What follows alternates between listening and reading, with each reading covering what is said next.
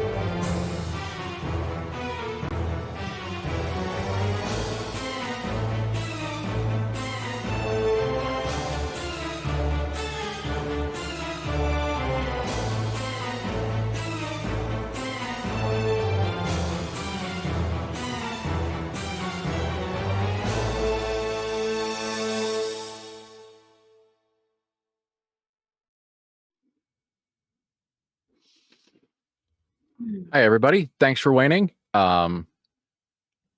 are without an Elon. All is well. Elon, if you see this later when you watch YouTube, we love you.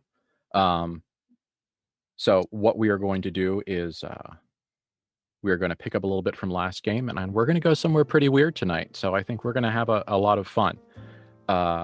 So to recap, you guys just finished dealing with what we humorously called the Cancer Mancer, the less than human creature that was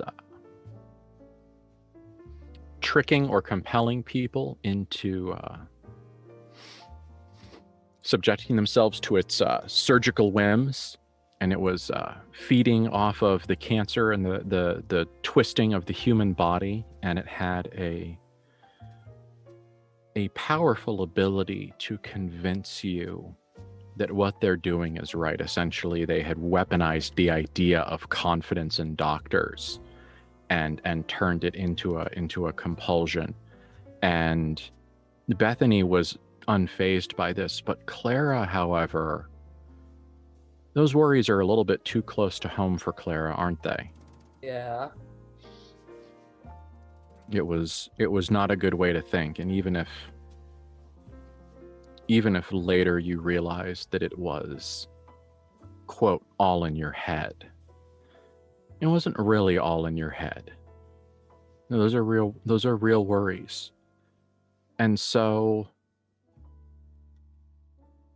the two sisters, the conversation after this is somewhat short. Everybody has a little bit of things on their mind. It was a long day. Dinner was strange.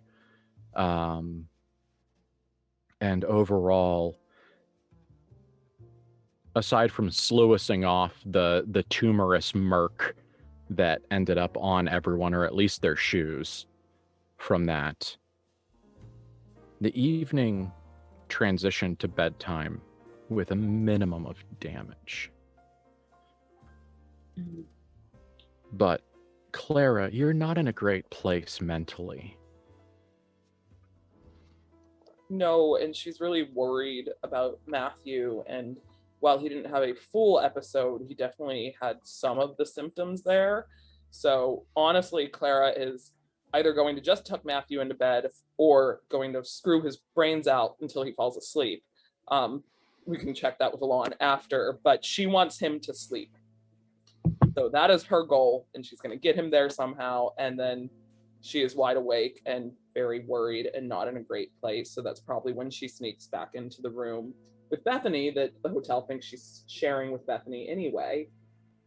Yes. Yeah. Quite late at night, kind of shaky. I don't know quite how emotionally shaky. I don't know how physically withdrawal shaky she is, but she's not feeling great.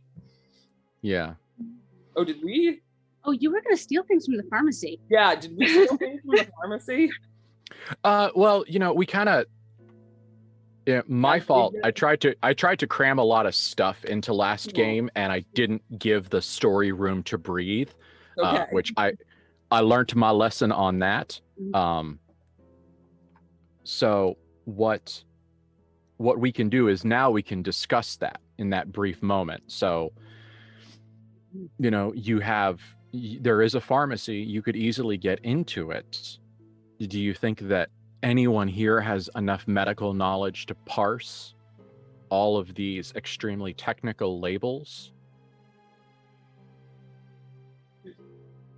I don't know, just looking for laudanum or any sort of morphine derivative. Like she's looking for those keywords. She doesn't care what else is on there. Morpha, Okay. How about we roll some dice? Yeah. Because I think that your ability, how about we're going to act under pressure? Okay.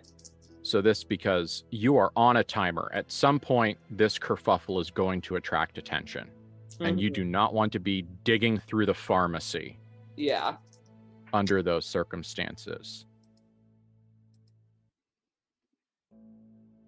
Okay. So 13, however, I don't know if I'm at any negatives right now because I know my stability is not great at this moment. Yeah, it's plus coolness. Okay. Oh, there we are. All right. So 14. Okay. Oh yeah, I'm fine. Well, not fine. 14, but 14. Okay. You get a bottle of morphine derivative that looks close enough. You have on occasion managed to get opioids from a pharmacist, and they look about right.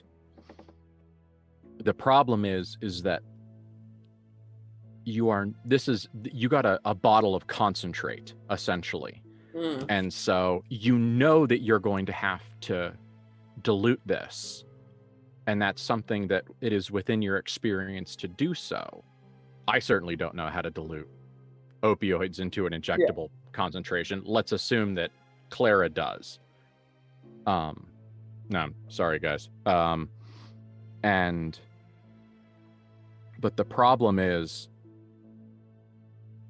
so yes, you have your drugs, but when you take them, you are going to roll 2d10. And the quality of that roll determines the efficacy of your blend.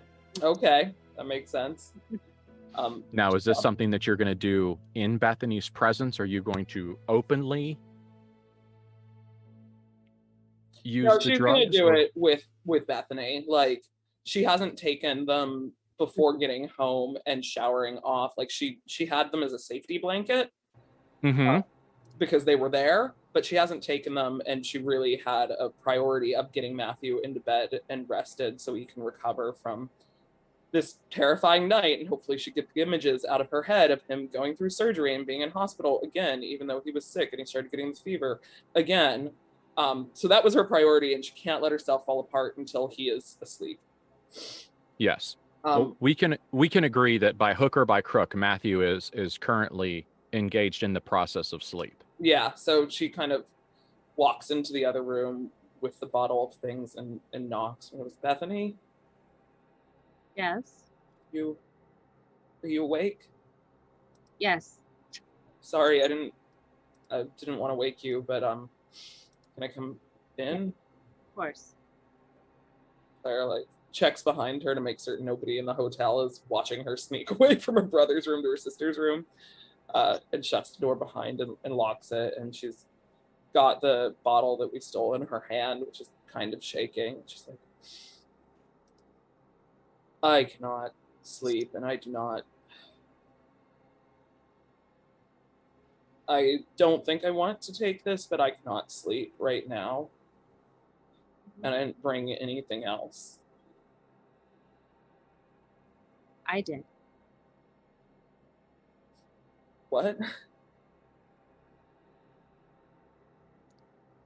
Bethany goes to like the sock underwear drawer or whatever and pulls out Clara's kit.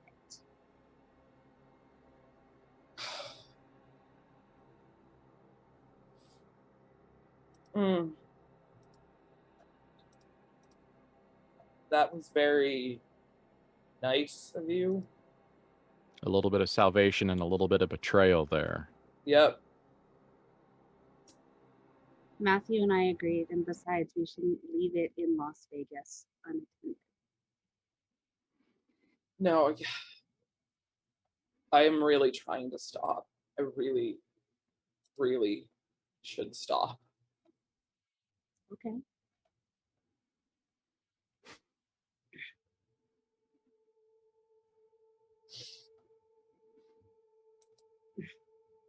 It's okay. I won't take them. I really shouldn't. I know it's here if it's really, really bad, and eventually I will sleep. Eventually I will just pass out and sleep, and I don't need it. Then do you want to give me that bottle?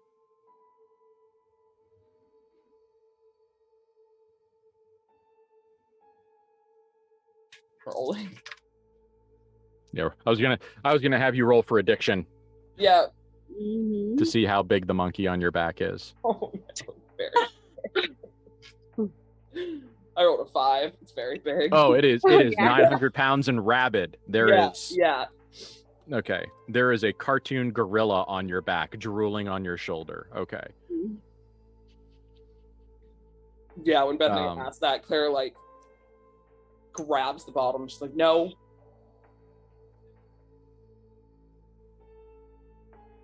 Sorry.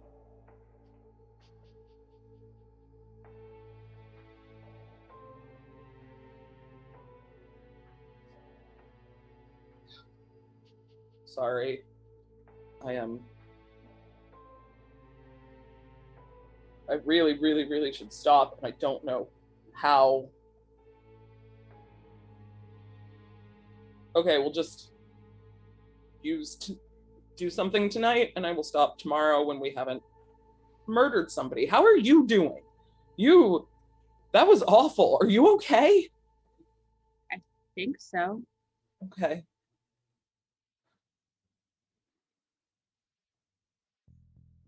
Not sure how that will all play out later, but we'll find out. Yeah, that was definitely one of those, like, we're done here, but we're not done here. Yeah. For now, she can't get me. What? For now, she can't get me. Okay. That's good. That's important. And the lady will be on our side, and Mac will be on our side. We need to go back and tell him.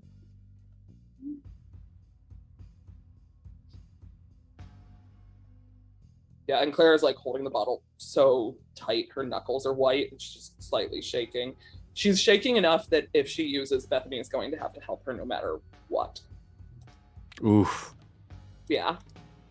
I love it, though. Yeah, she couldn't find a vein like this right now. Just gonna go 3 for 3 for all the siblings.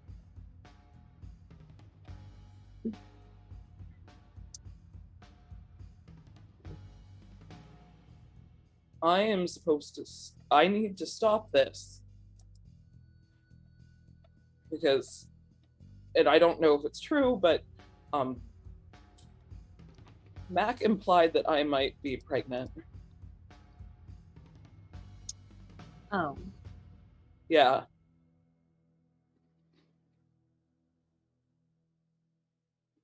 And I told the doctor, and he said I really, really shouldn't. And yeah, so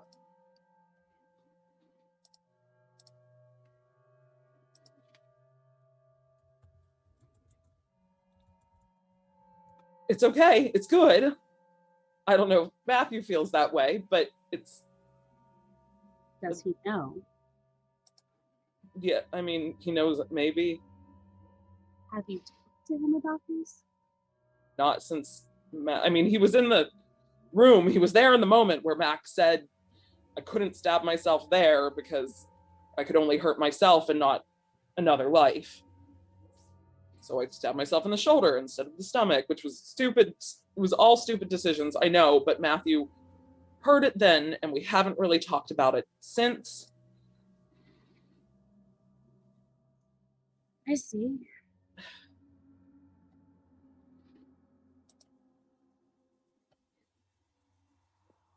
It's fine. This is probably a good thing. There'll be a Van Horst child. Why is... Never mind. What do you want to do?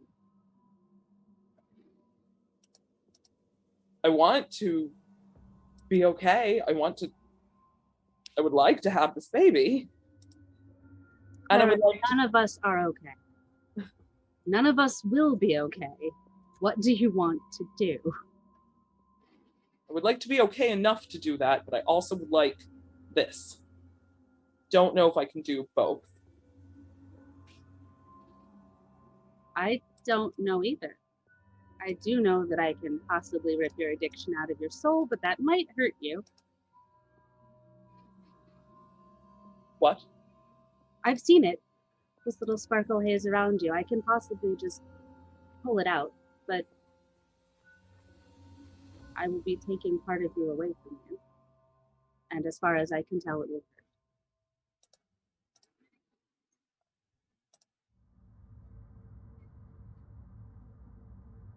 Well, that's probably not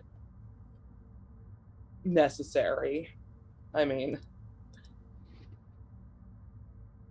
I don't want to ask you to have to do anything that might hurt me, and if I can't get through this, I can't get through it. If I just have to... As you said, it's a part of who I am.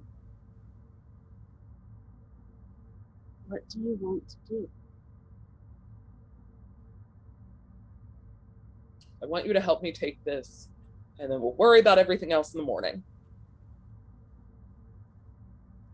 Okay. Then that's what we'll do. And Clara hands the bottle over. She'll probably use the stuff that they stole because she knows it's like medical quality and good, and she's gonna cut it by like half. Hopefully that's enough. But yeah, better than what she had than the other stuff that she picked up randomly at a party somewhere, and it's already diluted and in liquid form. So her brain is making all of the shortcuts to be like, I'll use the stronger stuff. And you know, it's probably cleaner for the baby. Awful things her brain thinks. Yep. Wow. Awful things. Okay. Awful things. Yeah. Yep. But okay. So, God almighty. That one got me. Like, I'm fine, but that was just like, it's cleaner. It's better for the baby. Like, whoa. Okay. So let's roll those dice. Okay. And let's see if your entirely unscientific approach to cutting this drug. Oh, worked. of course. Both dice fell off the table. Okay. Mm-hmm. That's a bad start. Yeah. Okay. Little less. All right. An 8. Oh, and a 2. I thought it was so right straight down the middle. Mm-hmm. Okay. Well, good news, you don't suffer a fatal overdose. Yeah. Or a near fatal overdose. Yeah, like Bethany doesn't have to figure out how to make Narcan happen many decades early, which I feel is probably good. Probably for the best. I don't think that would go well. Yeah. It did exist. It just wasn't being used for this purpose. This time in 57, which listen to the whole Sawbones episode about Narcan this week. Yeah, okay. it's very good. Sawbones is a great podcast about medical history. I love it. Yeah, it wasn't really until the 60s they realized that the worst thing, tidbit of history, and it was being used in California. They were using naloxone, which is like predecessor of Narcan, to test whether people they arrested were addicts or not. Because if you take it and you're not an addict and you don't have drugs in your system, you pretty much feel fine. If you take it and you immediately go through withdrawal. So they were trying to test people to see if they could be arrested for being drug addicts by putting them through withdrawal. Wow. Yep. I mean, that is what is happening actively in our timeline with Narcan, or the Narcan predecessor. Oh, it just like, yeah, fucking awful. Yeah, so immediately they start going through withdrawal, and absolutely the best place in the entire world, surrounded by cops that already think they're a criminal. Exactly. Yep. Everything is fine. This has never had negative repercussions. Yep. On the health or longevity of any American citizen. Oh, okie dokie. Awful. So this very helpful life-saving drug, if you can get trained on Narcan, do and use it. It is super. You never know when you could use it, and it's amazing. Has some really awful roots. And then the 60s, when the free lab clinic and things started, that's when it really started getting used for its current purpose. And in non-judgmental ways. Yep. So no, fortunately, Bethany does not have to somehow find naloxone, which we would have no fucking clue about. At all. No clue about it all. Yeah. There was this line in my head being like, if she overdoses, Bethany has to get to Metropolis and steal Metropolis Narcan. Okay. And that was going to be oh, don't worry, it's going to get worse tonight. Okay. I was like, so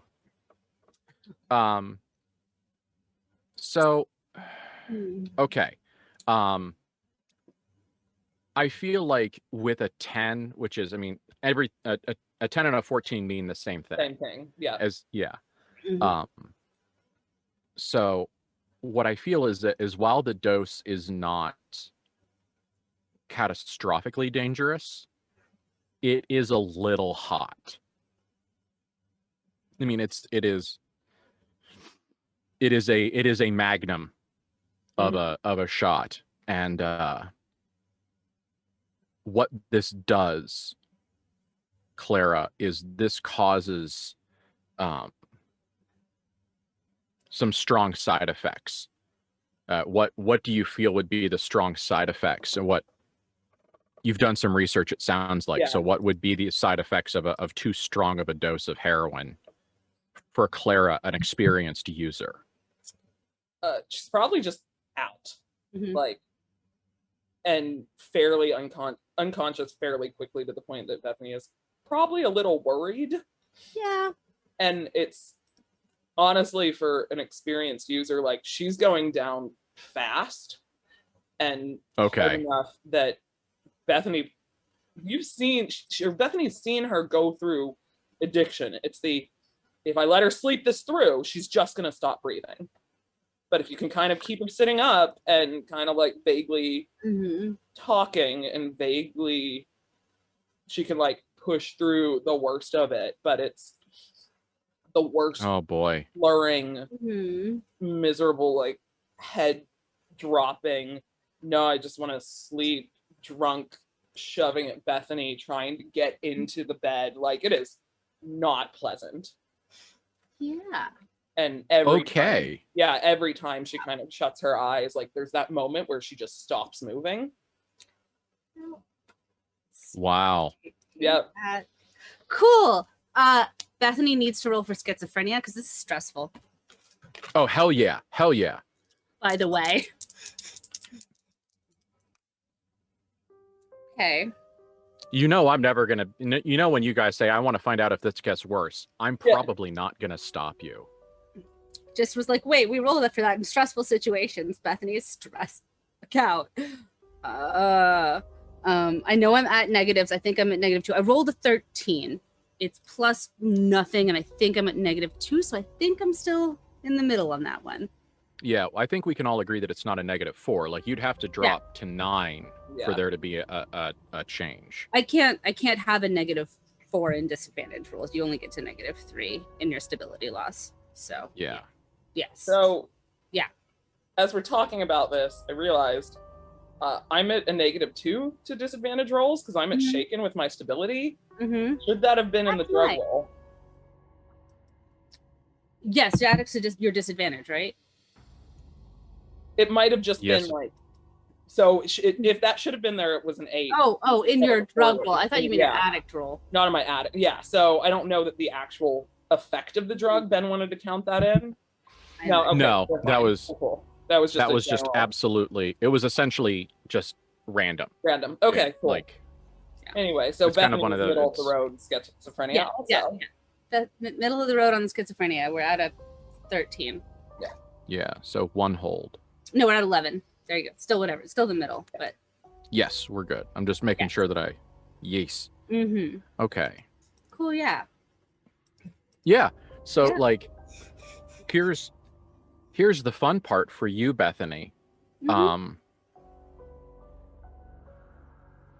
As you are both physically and kind of like verbally and you know, you are talking your sister and physically keeping her. This is scary. Yeah. I mean, this is deeply scary. I mean, this is one of those moments where Clara could die. Yeah. You know, Clara could actually die in this, and it's kind of schizophrenia talking. This is kind of your fault. Yep. Oh no, she because that anyway. Yeah, because you absolutely had all of the power, and there is nothing that your sister could have done physically to stop you. Like, there's no one in this town that can stop you from doing whatever it is you want. And when you are limited from doing what you want, it is only by your own choice. Yeah. And it is now again an act of will to not just do what you want, because look at what happens when you let other people make choices. And so it's kind of like, instead of being a visual hallucination, it's that twisty, nasty internal monologue sort of stuff that, you know, the things that are, you know, that grow thorns and barbs inside your mind and your heart and really do more damage than anything you've ever seen. Yeah. And at times you can actually hear these voices Dopplering. So sometimes you have the internal monologue, you know, this is your fault, you da da da da da da da da, and then every so often you'll feel the thought kind of like leave your mind and then Doppler audibly through your senses and then go back in. It almost feels like your self-loathing is like this floating snake that's crawling through your brain and through your eyes and your mouth. And the only reason that it hasn't driven you completely around the bend is that you know not to look in a mirror. That is the thing that like keeps you at a middle of the road level, is you know not to look in the mirror, because you know that if you look in the mirror, it's going to be wrong. Like, you are either going to see the thing crawling around and you're at that moment, it's convincing you, it's saying a lot of things that, you know, quote, are true, but you can handle it for the most part. Now I would like you to roll magical intuition. Yes.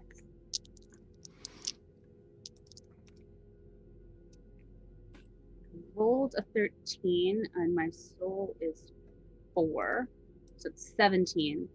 And 17. I love it. And I don't think I have any negatives on that right now. I don't think so either. And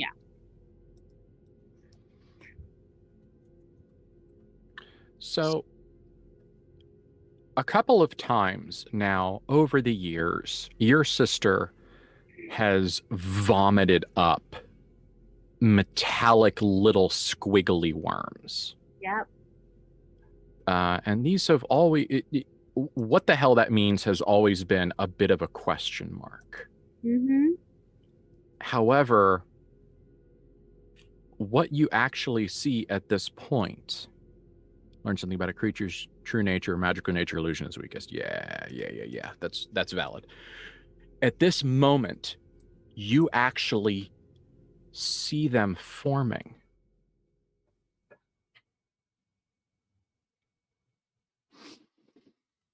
You're looking at her aura, and her aura is like this scary, gross, flickering thing, like a light bulb with a failing filament. And it's not alive or dead. It's not that easy. It's here or somewhere else. Uh-huh. There is Clara's away is not into the arms of death, but Clara's away is somewhere else. Mm-hmm. And you actually see kind of like as something pulls at her, or as she flees, as her soul kind of like tries to flee her body, you see it looks like, if you've ever seen it on TV, chaff, the ultralight aluminum modern chaff, Mm-hmm. where it's like that lighter in air, super reflective stuff. You see these little sparks, these little pieces of reflective something or other starting to form. And it's interesting because you can actually watch it form like in a pattern around her body. Uh-huh. And you see, so these little flick flashes of light, like lanterns in the dark, start to ping, like little strontium fireflies in her aura, like as the summer sun goes down and the moon comes up. And however, as they get a little bit brighter, they start to go inside her, and you can watch them like go in her ears and go in her nose, and you can see them start to kind of, you know how the human body works. You've taken enough of them apart, Bethany. And you can kind of like see them traveling along her major veins and nervous system, Mm-hmm. and curling around right here underneath her diaphragm at her stomach. Mm. And you know that two things are going to happen probably at once. That your sister is about to explosively vomit, and if you don't do something about that, she probably almost guaranteed will asphyxiate and die. But also, if you do something just right, you could ride this strontium beacon with your sister into somewhere else.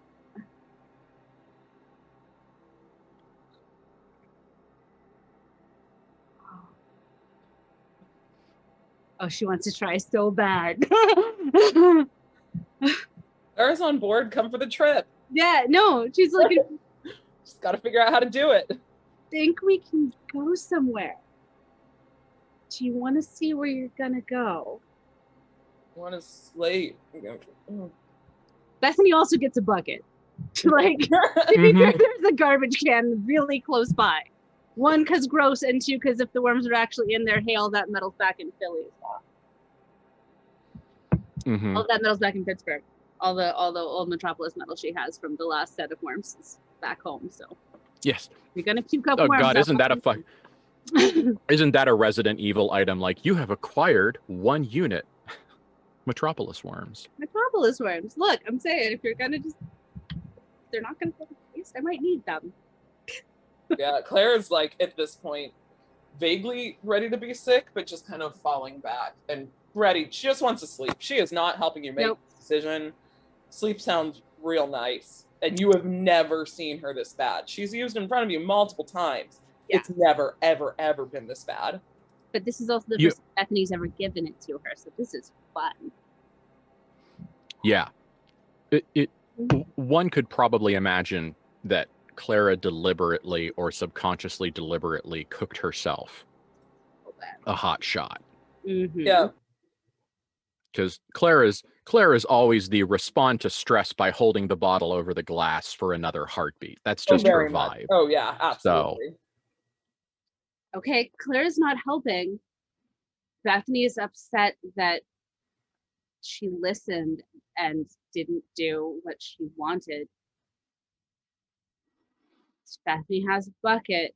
I'm gonna try to the fails it, but she's gonna try to do it. She's gonna try to take her there and figure out where it is, because there's not feedback, and she tried to be nice. And this is where we are now. Right? So we're gonna use it and find out some stuff, because someone's not conscious enough to protest about it anymore. Wow. Clara said she wanted to sleep. That's wanting to go there, right? Mm-hmm. No, but Bethany, that all of the this is your fault, but also this is your fault, not just because you did it, but because you didn't do the thing you wanted. You did what everybody said. Nobody's here to say no anymore because someone's becoming unconscious. So we're gonna try to go for a trip. This might go very badly. Okay. Oh God, and just like, yeah, and these games of justification with consent is just like terrible stuff. It's the first time. She has always defaulted to her siblings or people, and people have consent. And the times that she violated consent, she told herself that those weren't people. So this is the first time she's doing it to a person. Yeah. Is everyone okay? Like, are the players still good? I am good. Quick check in. I'm very excited. Okay. Very good. I know. I know that we briefly talked about it, but still, yeah, no, big steps for Bethany. Being a terrible person. Big steps for Bethany. Wow. Okay, so there are no rules for using Metropolis barf worms as a beacon to I don't know what, dragging you and you. So how about you just roll plus soul? Okay. That's right. I rolled an 11 plus 4 is 15. Okay, I'm really pleased with that. So several things happen all at once. Clara's body has reached critical mass of this invasion and is beginning to retch up the physical invasion of these Metropolis worms. And as she does that, it's also kind of a critical mass of whatever they are. So it's kind of as they start rising up out of her gullet, essentially Bethany's conscience goes down her throat. Meeting them in the middle, dragging Clara with her, it is a absolutely terrible experience. However, as psychic hell diving is something that Bethany's been doing since she's like 3. A lot of this is instinctual, albeit not healthy. And so as you feel yourself kind of leave behind the illusion meat that is going to be your final shackle, you see kind of like the last set of objectives that you gave your flesh as it puts the bucket aside and lays Clara on her side, head facing slightly down in the appropriate please don't choke to death on your vomit position. And then flop as the last bit of your consciousness follows your sister.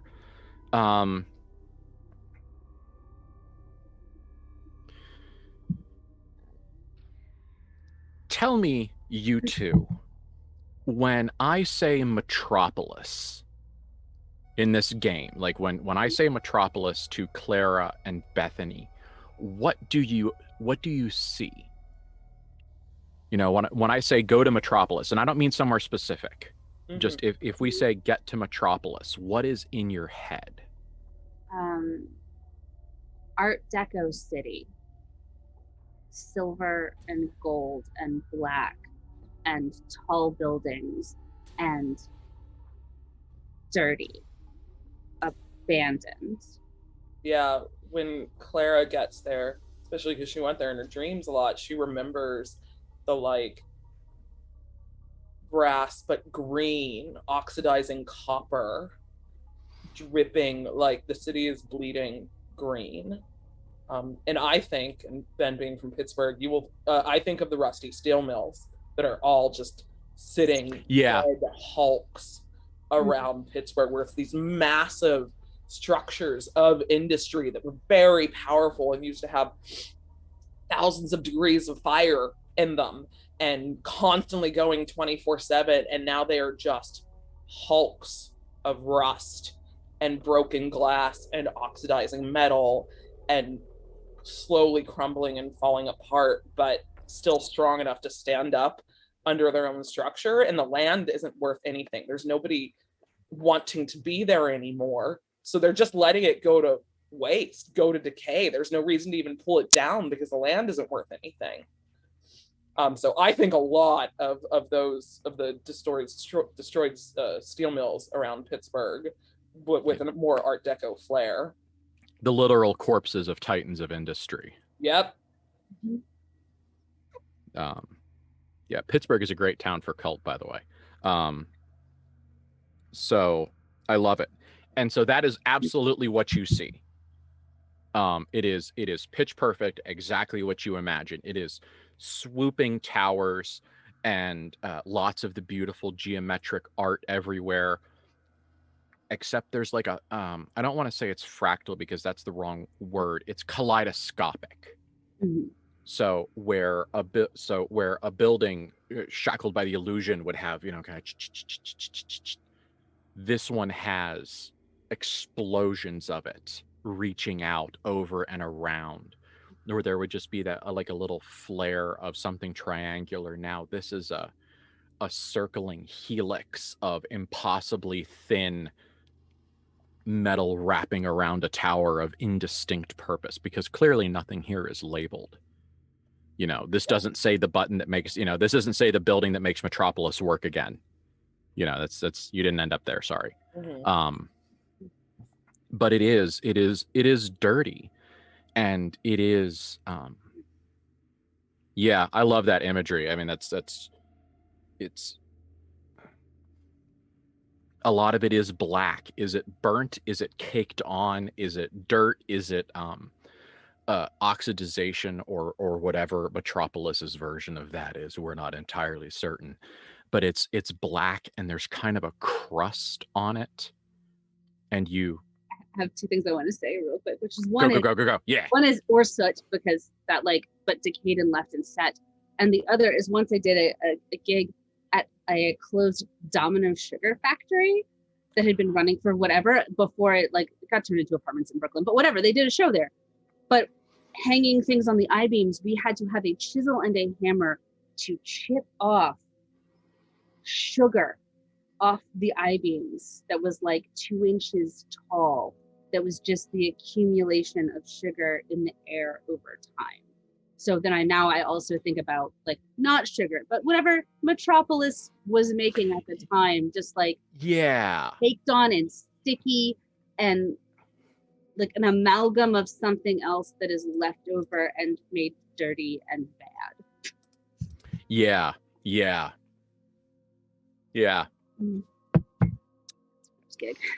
It's super gross. Do we see any form of life? Because the one thing that Clara has hoped for and thought would be there is the people that were left behind, who were probably living in ramshackle things or beneath the city and kind of scampering around post-apocalypse surviving. But like she always dreamt there are people waiting for us to come back and rule. Oh my gosh, that's so gross. I love it. Yeah, that we can come back and save them. They just had to hold on long enough, even if they're living like cockroaches that survived the apocalypse. Yeah. Oh, I hate that so much. It's great. There we go. I knew that was a page number.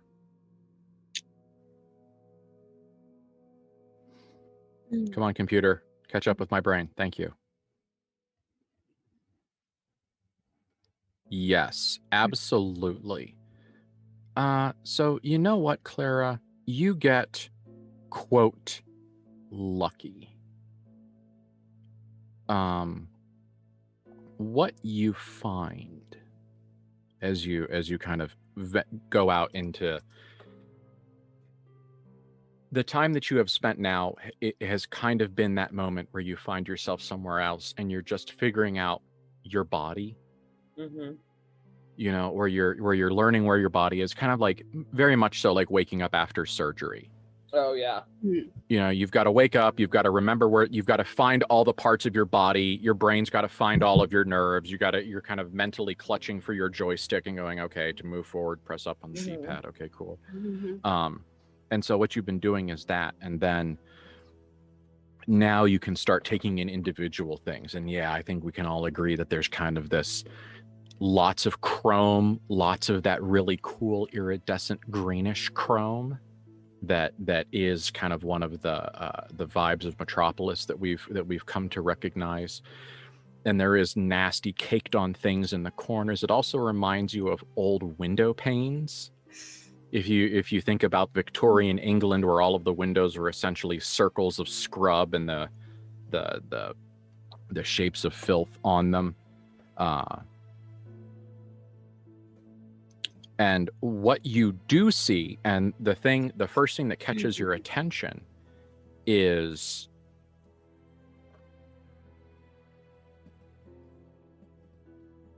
smoke.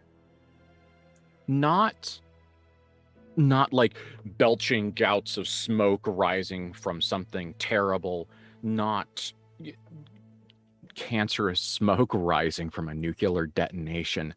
Nothing like that. And the reason why it almost jars you is it just looks like campfire smoke. It looks almost aggressively mundane, that you see it's rising, and where it's rising from, it's actually kind of almost like a chimney. It's rising up from a building, and this is kind of it's flatter than it is, so it's wider than it is tall. It's kind of it's a flat thing, and at each corner is a statue. Maybe you're not entirely certain. They're definitely humanoid shapes. They have to be statues. They definitely have that you know what I mean when you describe the Art Deco statue, like the guy holding the ball, or the people in the Nike pose, those beautiful with those nice, beautiful, sharp, stark lines, and everything is kind of very top to bottom and aerodynamic. It's those, but the decay and the rot in them has given them an abraded look. A more organic look. So there is a moment where you have to stop and consider, because their skin is actually believably textured at this point. You know, the recesses around their face where you would go, oh, you know, that's clearly a statue. There's just that moment, that uncanny valley moment, where you're not entirely certain if it's a statue or it's a living being. And you are entirely certain that whatever the hell these are statues of, you have never seen them. They are bipeds, yes, but they are bipeds of a strange, strange design. They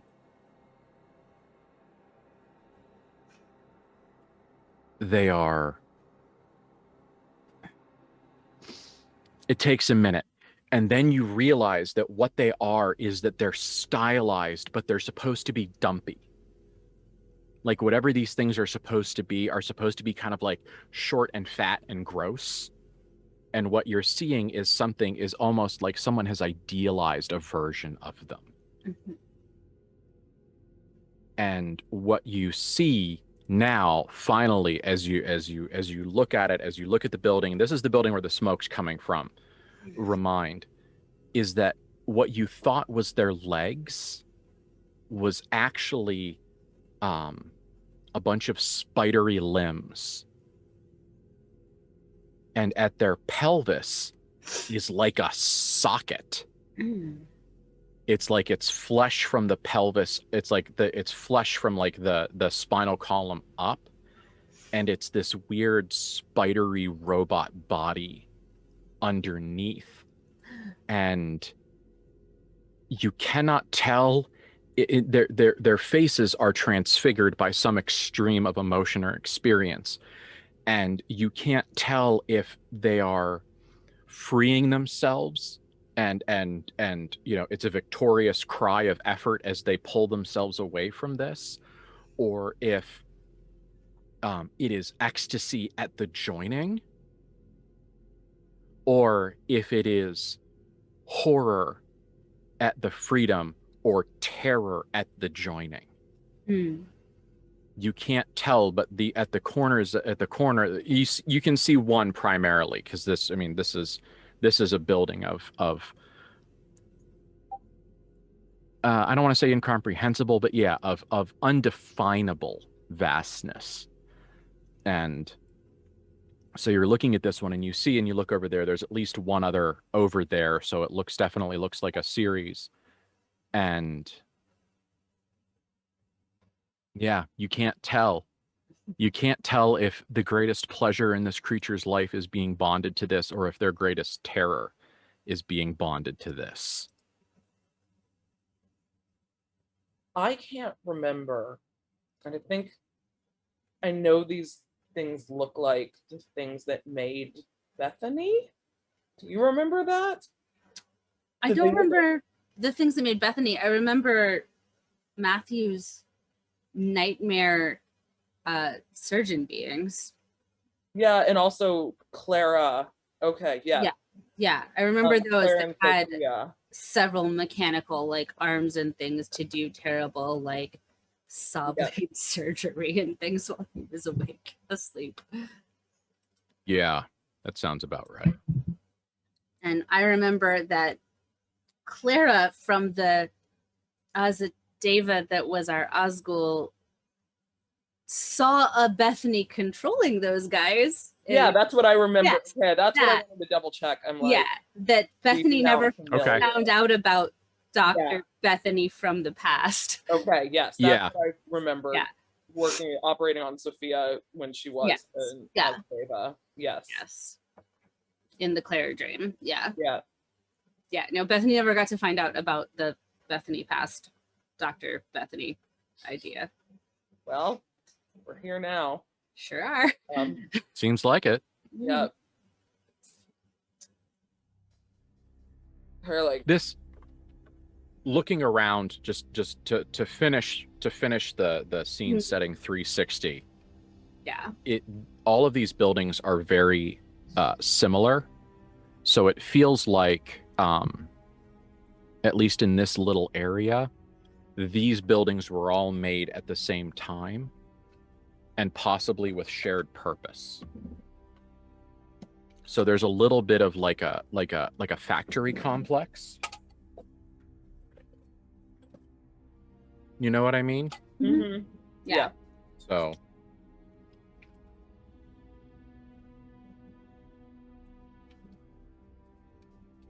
Her kind of stumbles forward and grabs Bethany and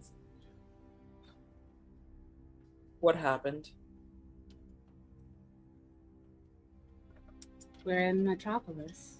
Sort of. Part of us is here. Good? I think.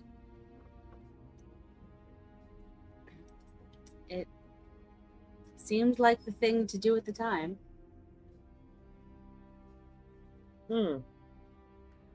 Good. No, we needed to figure out ways back here.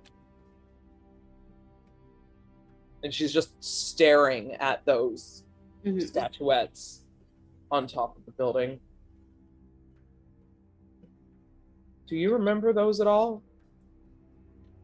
I've been here less than you and less than Matthew. I only know what you told me that you saw in dreams, and what we saw in the was it David's dream that made him mad, and the tower. I remember the tower with the false angel, but I haven't been here before. In one of my dreams, where the one that I had with Sophia, where I realized I was her, or what she was before she came to Elysium. Mm-hmm. You, or something that looks like you. Well, there are a lot of things that look like me, apparently. Yes, now we know this. I thought it was you, or a version of you, or I guess your predecessor. You were commanding those things as a doctor. I mean, you weren't kind with them. You were making, remaking, pulling apart, doing things to Sophia. But they were under your direction. You don't remember those things at all. No. Another Bethany, then. One you'll just have to take over. I guess I did. Sophia did say I wouldn't know how to put her back, and I wouldn't think to once I could. That wasn't you. If it was, you'd remember it. It wasn't you. Many things have your face, as you've said. Oh. Maybe they won't know that I'm not me or am me if we find them. I'm glad there's smoke going. I always hoped there have to be some people alive left. We're going to repopulate the city. We're going to run it. Indeed. They need us. They do.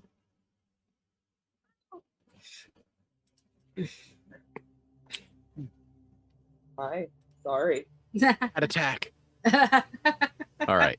That might be a good cliffhanger point, as I'm very attacked by this cat. I don't know if we want to pause. It's almost 9:30. Yeah. Do we want to take 5? Yeah, we could take 5. Yeah, before we go in. Yeah. So we will be back at right around 9:25, 9:30, guys, and we will see what the hell is in this building. Yeah. Yeah. Exciting. All right. Thank you for waiting for us. So, sisters, are we ready to go into this building? Yeah. Yeah. All right. The first thing that happens is a nauseating swap of perspective. And when you start coming up to the building, you are walking towards it at the speed you expected based off the size you presumed it is. But it is also looming taller faster than it should. Mm-hmm. It is as if this building is significantly bigger than what you thought it was, and you are approaching it significantly faster. Mm-hmm. It's a great camera trick. And when you get there, you realize that the statue of this critter is 20 stories tall, not 10 feet tall. Oh. And that the giant and that kind of the ribbed architecture as part of the building wasn't just architectural buttressing, but were actually gates of phenomenally large doors. However, there is also it looks like a door in that it is approximately human sized, but it's circular. It's like it's an iris, like a camera lens. It has that style to it. But this is what draws you to it very quickly. And it is the fact that everything kind of has this industrial black on it. However, around this door, there has been stuff that has been chipped off. And on the ground underneath it, you see Kate's sugar clump filth. Except instead of sugar, it's like weird metals and maybe bone and some other things. This is, it wasn't just sucrose in the air. It was something else. It's kind of some uncountable age of atrocity and disasters accumulation has been chipped off of this building, and very recently, because as you look, you can see the beautiful air quotes jade, brass, chrome, bronze of the metal underneath it. And it hasn't really had time to accumulate any more junk.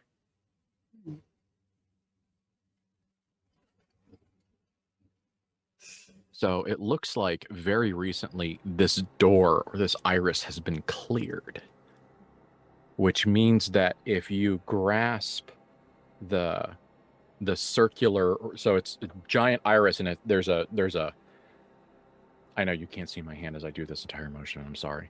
There's outside of that iris is almost what looks like a steering wheel or a ship's wheel, but it looks like it's the opening and closing mechanism, which makes some amount of sense, but it also doesn't, because this is clearly not a mechanism that was designed for humans. Like humans would not create this rotational opening mechanism like this. There are many other ways to build a door that makes monkey brains happier. Should we knock? Hi. This is the door that... Are we going in or not? If we're going in, we should go. We're going in. Of course, we're here. We made it. Claire, like, squeezes Bethany's hand. It's very elated. Okay. All Why right. do you knock on the door of your own house? Ooh. Because they might not be aware of who we are yet, but fair enough. Why would you knock on the door of your own house? It doesn't matter when Papa hired new servants. If this is ours and to be our home, then we belong. Then help me open it. Let's go in. Reach up and Shove open the door. Good news is that it opens with like deeply pleasurable smoothness. The ineffable satisfaction of a correctly and beautifully made mechanism working the way it should. It's, you know, you pull, and so I imagine that both of you kind of clutch up and prepare your bodies to apply a significant amount of force. yeah. And you start to, and there's a moment that you're glad that no one saw, as both of you kind of go, hui! and if I can add an emotional experience to you too, there are a few things that make someone laugh, even if it's not a humor laugh. The act of laughing is very often a response to something being incongruous. And it is in that both of you, these traumatized, damaged women, the addict, the psychic, the mad woman, the kept concubine, all of these different things that hurt you and you use to hurt each other disappear, and you are two little girls in the woods for just a second, looking at each other and laughing just for a few sparkling, effervescent moments at something just working. It's an adventure. It's an adventure. and the door just slides. There's a little bit of that like that gritty rasp, as something that someone probably just like someone would have had to sit down with a chisel and a hammer or some kind of equivalent and really go around this thing for hours and hours and hours to get it to sound perfectly clear, but it's nice. And the door opens, and immediately there is an odor. You get a bunch of smells, and it's a combination of things. As usual, the worst experiences are things that are combinations of things. So you smell probably cooking meat, and you smell something maybe vegetable-y. So you get almost like a stew smell, Right. or maybe like yakitori with a lot of vegetables on the grill. But you also get industrial scents. You get that steel mill smell of old fire and new fire and chemical processes and oxidation and all of those industrial smells at the same time. And with it is the thrilling but disgusting scent of humans existing in rough conditions. So there is a bit of BO and a little bit of fecal scent, but it's not bad. It's not like, oh my gosh, people have been trapped in here for 60 days and just there's this stench of dungeony rot. It's definitely it may offend the Van Horsts on principle, but in terms of how bad it could smell, it's not as bad as it could be.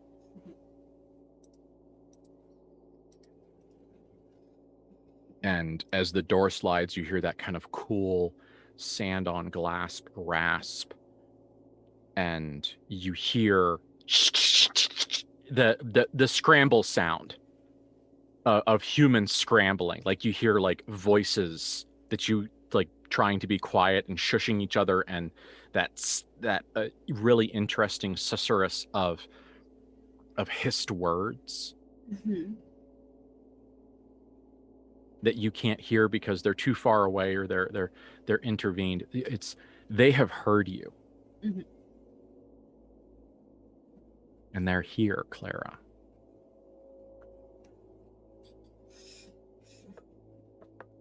Shall we meet our people? Of course.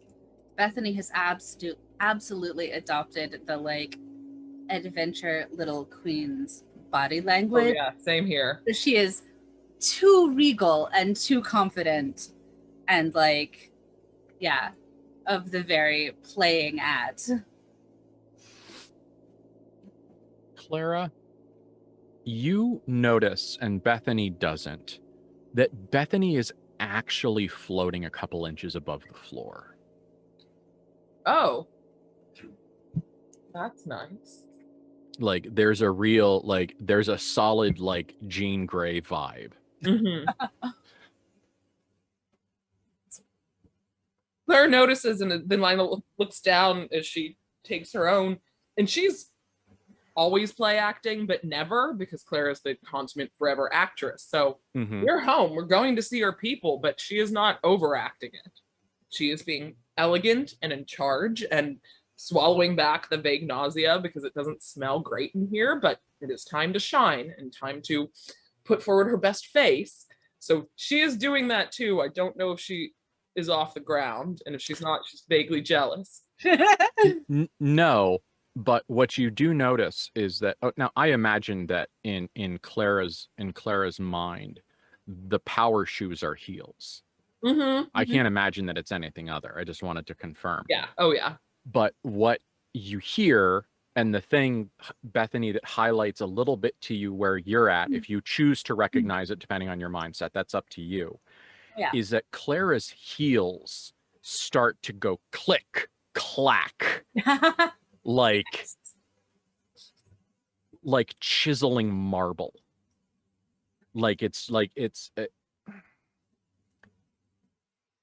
I know the thing, it's making the boss bitch noise.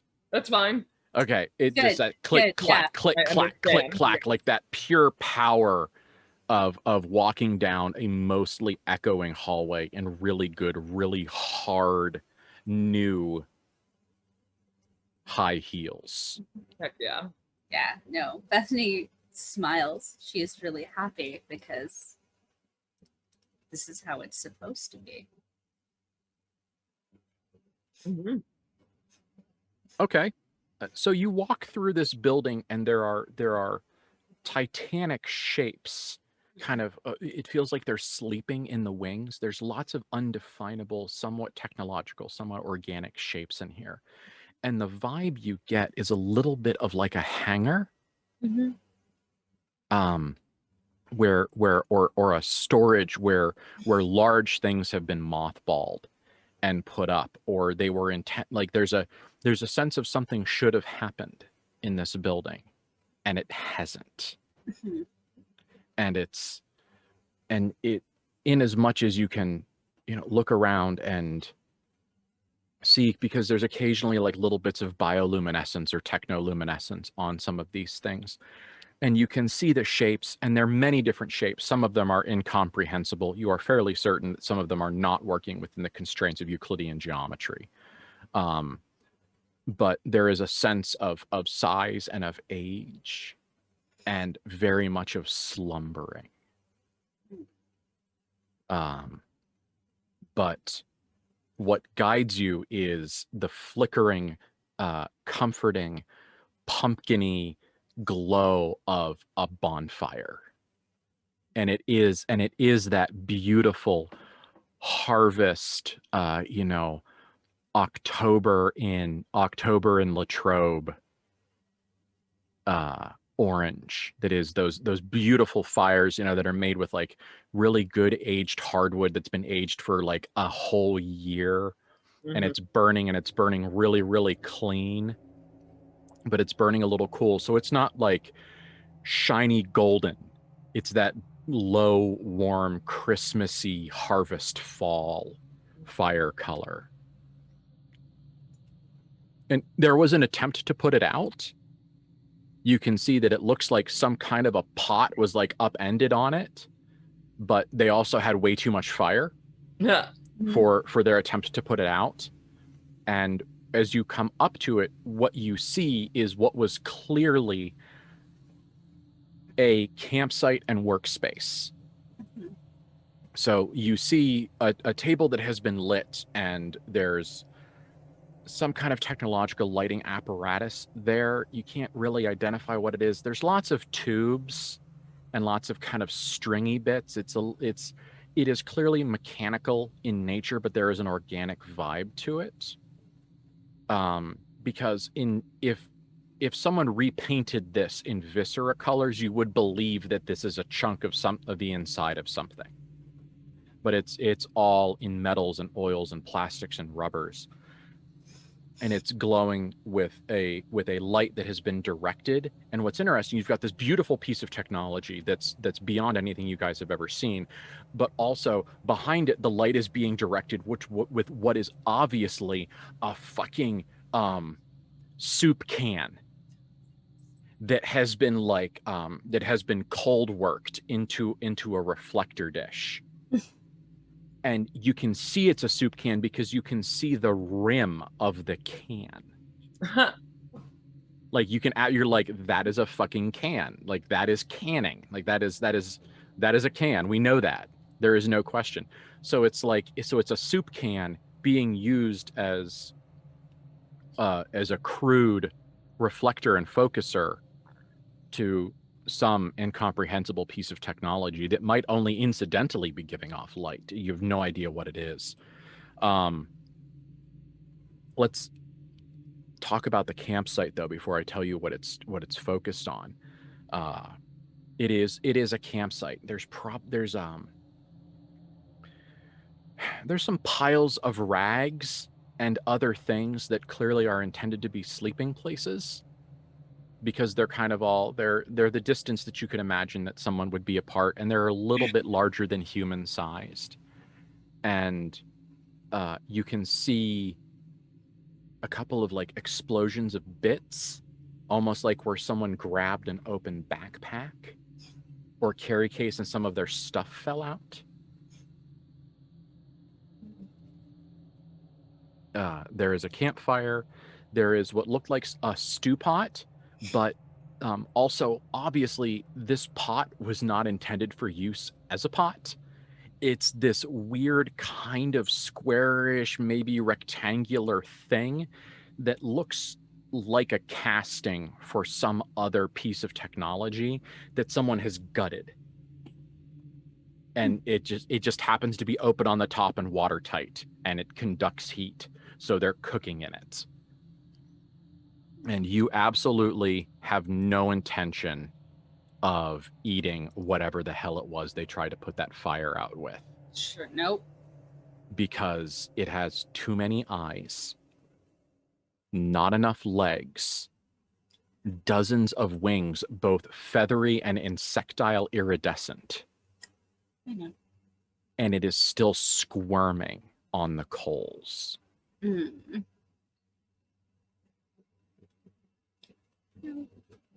It doesn't look intelligent or possibly even technically alive. And this could just be some, I don't know, some terrible mass of something. You're not certain. Whatever it is, it's organic, it's moving, it's made out of parts, some of which you recognize as animal, and it's, you know. Not looking too close, just not gonna think about it. Good plan. Mm-hmm.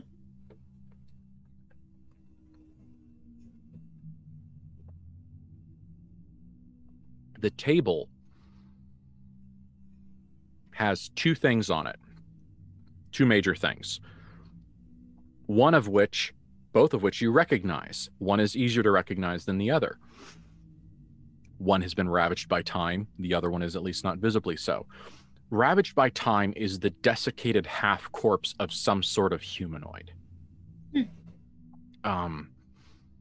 At your best guess, you can see that this thing kind of had like a bloated, corpulent look, because the way it looks when it has drawn in and desiccated is very wrinkly.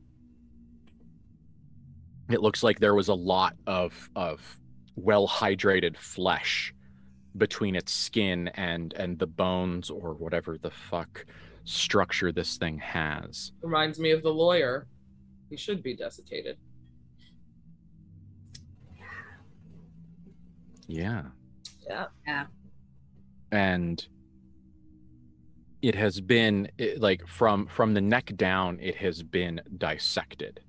So it has been opened up, and you can see that there are mechanical pieces connected to organic pieces seamlessly. And these pieces run clearly not as much as they were intended to, but they're running into the socket of one of these spider-legged body units. And there's probably a dozen or two connections between them. But in as much as neither of you are very technologically minded, you can recognize improv when you see it.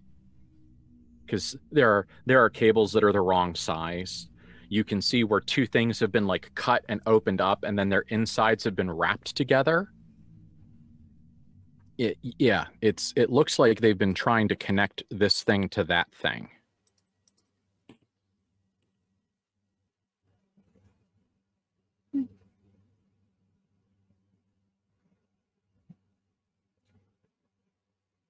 Some of the doctors' creatures are still functional.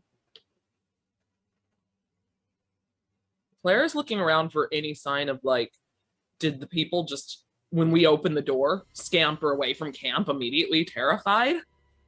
That's certainly the vibe you're getting. Yeah. How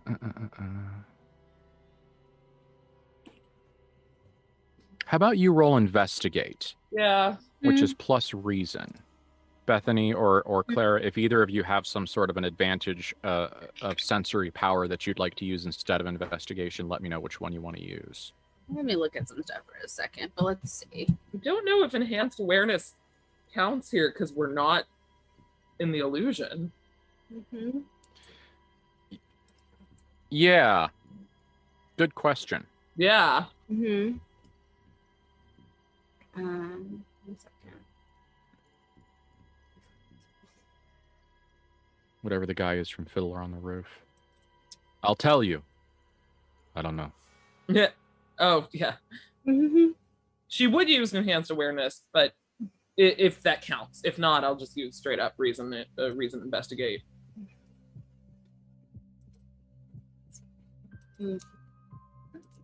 Every single archetype has enhanced awareness on it. Uh-huh. There we go.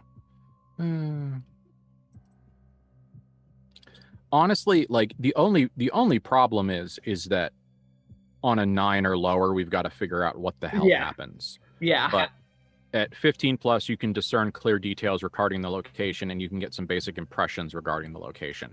So if you wanted to find out more about the space, use enhanced awareness. If you're trying to find people, you'd want to roll. You'd want to roll observe a situation. Okay. Like because I don't have enhanced awareness, I just have magical intuition. If you want to roll your enhanced awareness, and then based on that, I can either roll investigate or observe a situation, or just yours if that's good enough.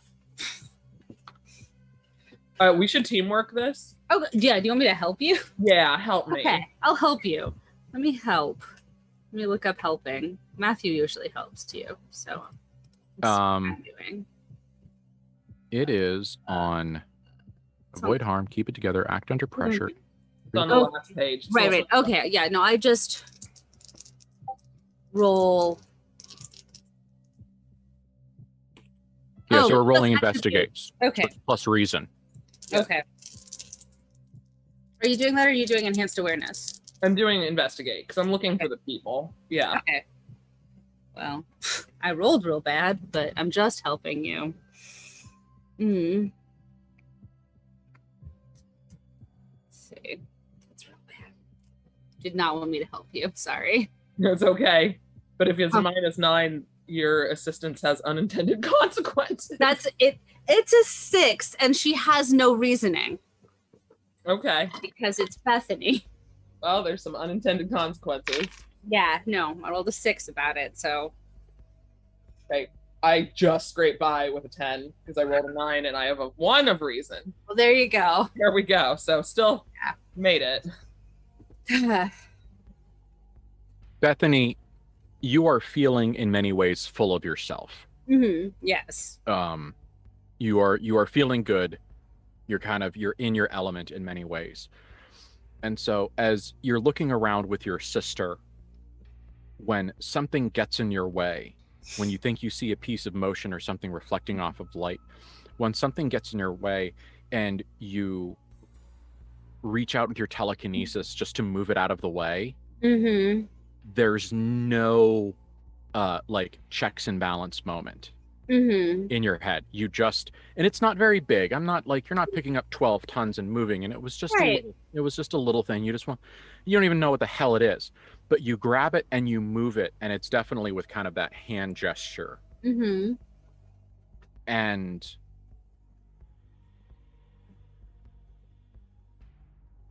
you hear in response to that angry, scared yelling. Okay. As if that was what something was revealed in that action. You don't know what the hell that means to the people. No. But Clara, tell me what you rolled. I rolled 10. I rolled a 9 plus 1 reason, so I've got a 10. So I've exposed myself, but I get 1 question. Okay. Do you want to ask anything particular? Like, are there people here or something? Or... Yeah, the questions are weird. How can I find out more about what I'm investigating? She's investigating for where the people have hidden. Okay. What you see is, for just you have a moment where you see somebody, a shape, moving, darting between two of these massive shadows. And you see that it's a person, or it's a biped. Now you see it's a person. It's adequately lit. And you see two things that immediately grab your attention. You see remember, this is 57. Like, America has been at active war. Yeah. For a uncomfortable period of time. And newsreels play before all of the movies. This is that time period. And so you absolutely know what a set of army boots look like. Okay, yeah. And these are absolutely, they're scuffed and they're worn, but they're the 12-hole, high-rise army boots. And you can see that the pants have been tucked into them and bloused in the style of the day. And also that they have what looks like a crossbow. To Clara's mind, it looks like a crossbow. Okay.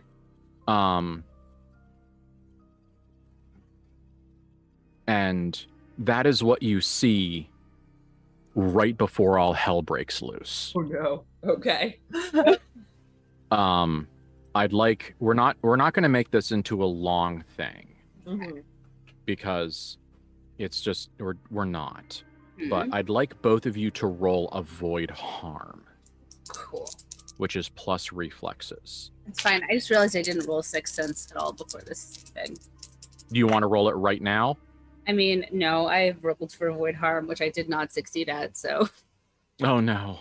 I did not. It's okay. She's honestly more concerned, since the reaction is whatever she moved aside with telekinesis that she hasn't put down. Since that seems to be precious, she's more concerned about not hurting that than herself. Okay. That's a really interesting misread that I love. Yeah, no, if it's a thing that they're suddenly concerned about, she's like, oh, this is important. So either it's valuable or precious, and I should keep that. Okay.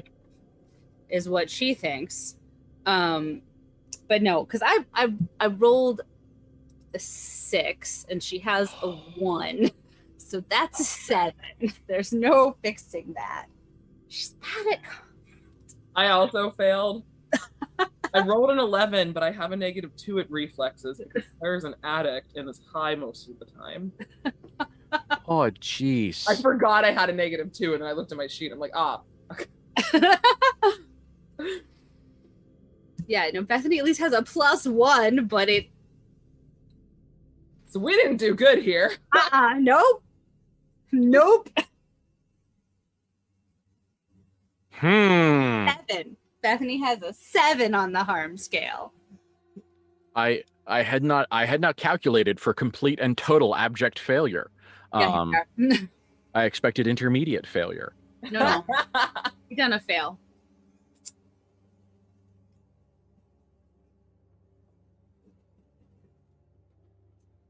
I mean, it's not the endure injury roll. So. No, but that's what's supposed to happen next.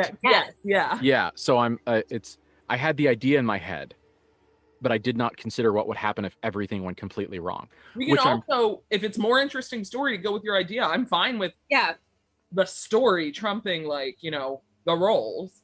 Yes. You can also let us roll to avoid harm and then tell us what you want to happen. You mean endure injury? Oh yeah, endure injury, and just tell us what you want to happen, which could be whatever you decide injuries are. So, I do feel like I can use my reckless. You could. Okay. Avoiding harm, because if I laugh in the face of death, I get a +1 for the rest of the scene. There you go. Reckless, that's called? Yep. It's a part of Death Drive. Yeah. When in combat without personal care, get 3, 2, or 1 edge plus harm.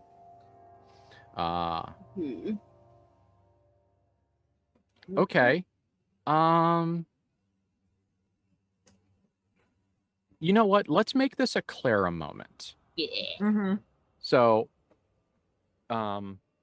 what happens to both of you is that you are hit generally center of mass by these projectile weapons.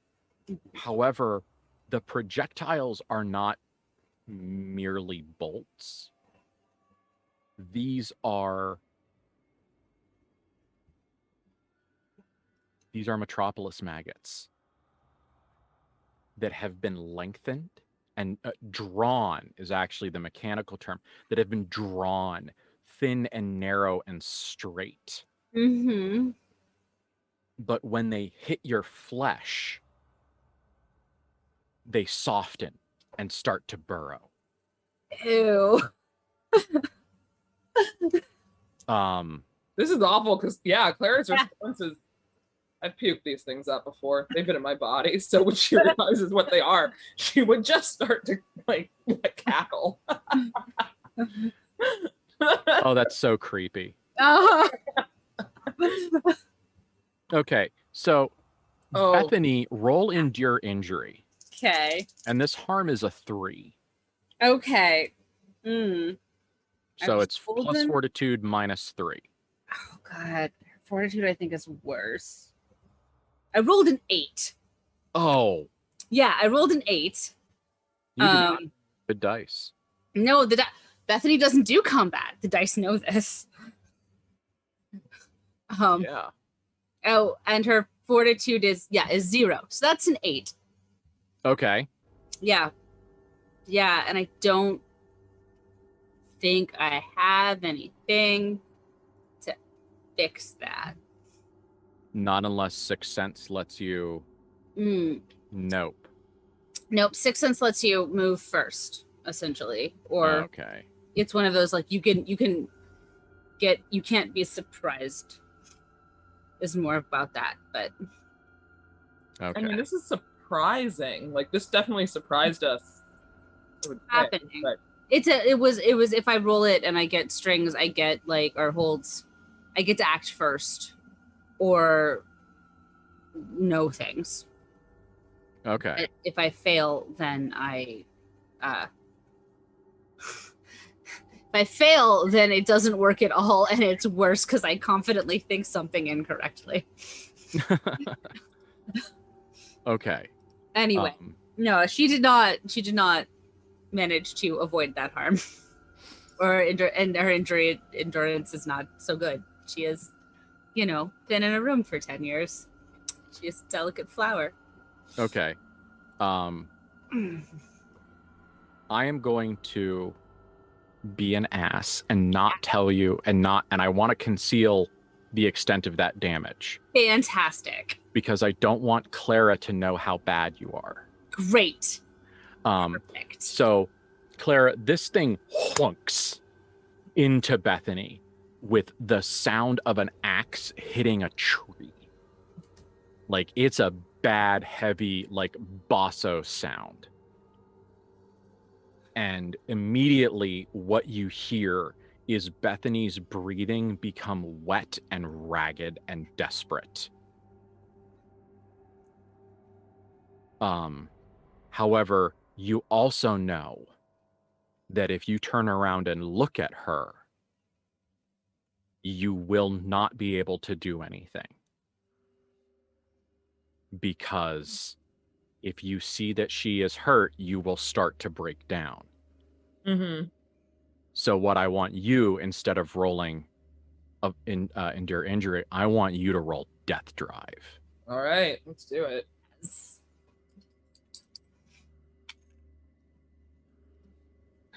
I'm just middle of the road the whole night tonight. So that's this is plus violence. It's a 14. Versus, that's all right. It's still a 14, so means I get 2 of these edges. Yeah. So I feel like it's vicious and reckless. Okay, I dig it. Yeah, so she does +2 harm with 1 attack, and reckless, frighten your opponents by laughing in the face of death, +1 ongoing during the fight. But what she wants to do is, because I also have intimidating. Okay. So I want to use the reckless. Yeah. That stuff hit her, and she just started cackling, especially as she hears Bethany get hit. And then she picks up one of the worms that is starting to burrow into her and eats it in front of them. And just goes, "This is our house. This is our kingdom. You don't think I've been hit and hurt by these things before? They live in me. Help her or suffer and know our power." And All right, Van Horst. yeah, I'd like to roll intimidating. Roll intimidating. With Hells 1+1. How about you make that a +2? Okay, I appreciate that. Oh, I didn't need it. I got a 14. Oh, love. Yeah, still great. So yes. So full success with points. Yay. Yeah, good lord. and Clara is in full Mad Queen mode.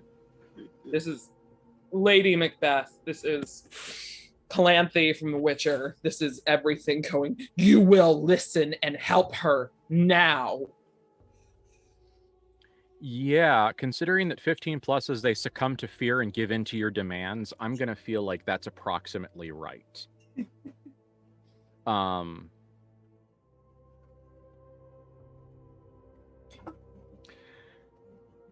Okay. Wow. That was a crazy turnaround. I love that. And all I get is like Galadriel, like in a vintage dress. Like that's what went through my head. Yep. So there is a moment. There's like a 15-second long abrupt scuffle that ends with somebody dying out there in the dark. The person that comes walking in is Boots.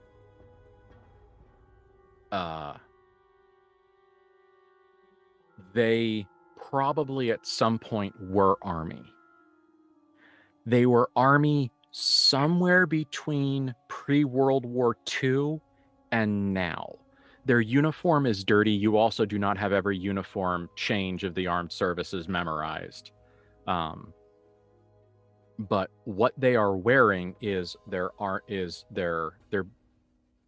didn't call them battle dress uniforms at the time. They're wearing their combat pants, their boots, but around their chest is a rib cage of like brassy metallic ribs and a spine. And it looks like hanging off them are various pieces of metal. So it looks like someone has taken the rib cage of a slightly larger creature and then found bits of metal and like strung it all through as kind of like this wildly scrounged and improv scale mail. And he has this crossbow, and now that you see it, you recognize that it's the stock of a Garand, of the combat rifle of the day, but all of the mechanism has been removed and replaced with an equally kind of like scrounged and improved kind of sort of like a crossbow. But there's something about the mechanism that you don't understand. It's not a crossbow.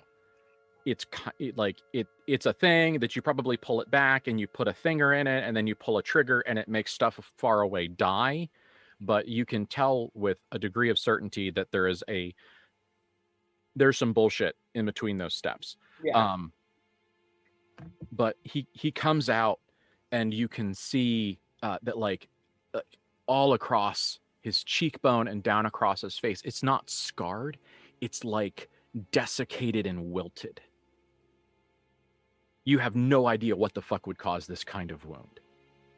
It's like something ate all of the soft tissue from this quadrant of his face, but left his skin intact.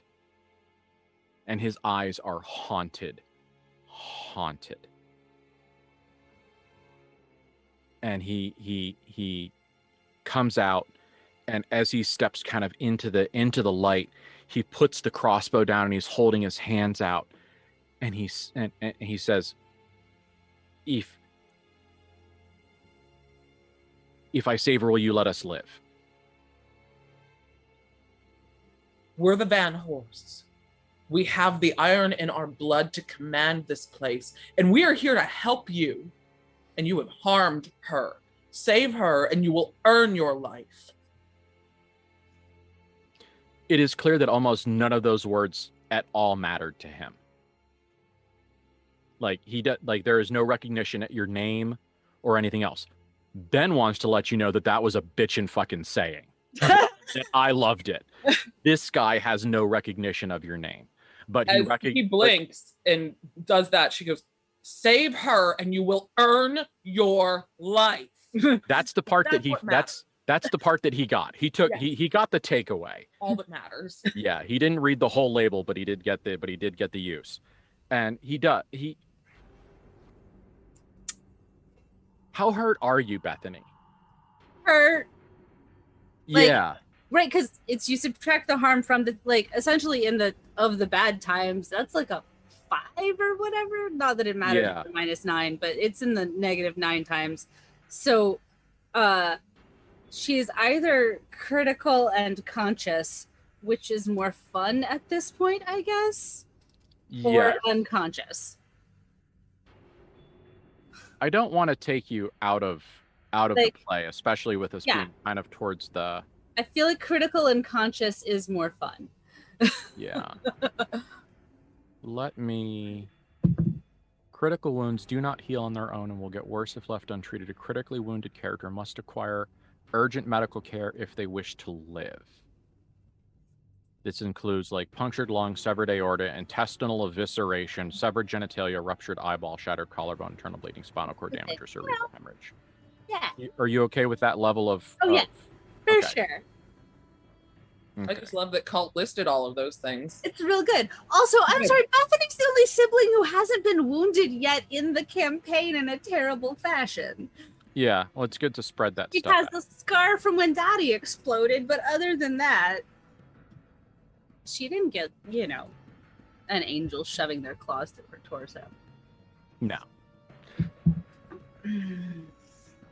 Okay. Yeah. Bethany, I have terrible news. Yeah. Someone is kneeling above you holding what looks like some kind of a knife. Oh, we hate this. Extra hate it. It's totally a guy. Oh, hate this a lot. Uh-huh. Yeah. Super hate this. Oh, that's a 50-50 of trying to throw this man across the room. I don't care if he's trying to help me.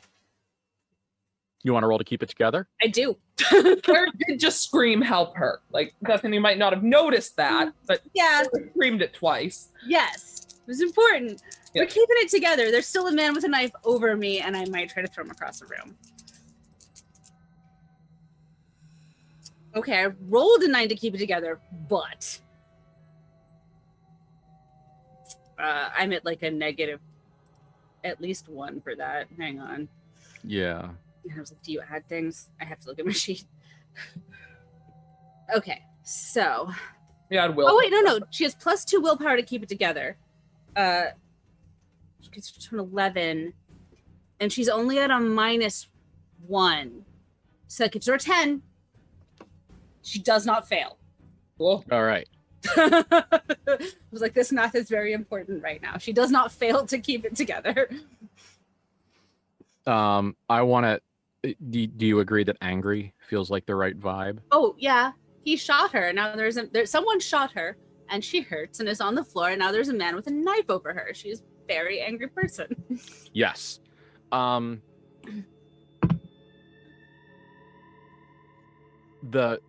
life-saving actions that this guy takes are quick and brutal. Mm-hmm. Essentially, he removes a plug of flesh. Great. They're screaming. Yeah, it's terrible. Clara, it is difficult to believe that this is life-saving. If you did not see the abject existential dread in this guy's eyes, you would not believe that he was in good faith attempting to save your life, to save her life. Clara kneels, but not in a subservient way. It's just a way to get closer to her sister. So her shoulders are still back, and she kind of grabs one arm around Bethany's shoulders and the other hand to Bethany's hand. So she's kind of serving as the hospital bed for Bethany to lean against and clutch. And she's staring at the medic with the, this is your life on the line. If she survives, you survive. If she doesn't, you are dead. He is apparently rather aware, because at one point, because essentially what he has to do is he has to remove this creature and remove enough flesh around it that he can pull it and whatever chompy bit is on the end cleanly away. Like, this is very much like a barbed arrow that is still working its way in. It's terrible.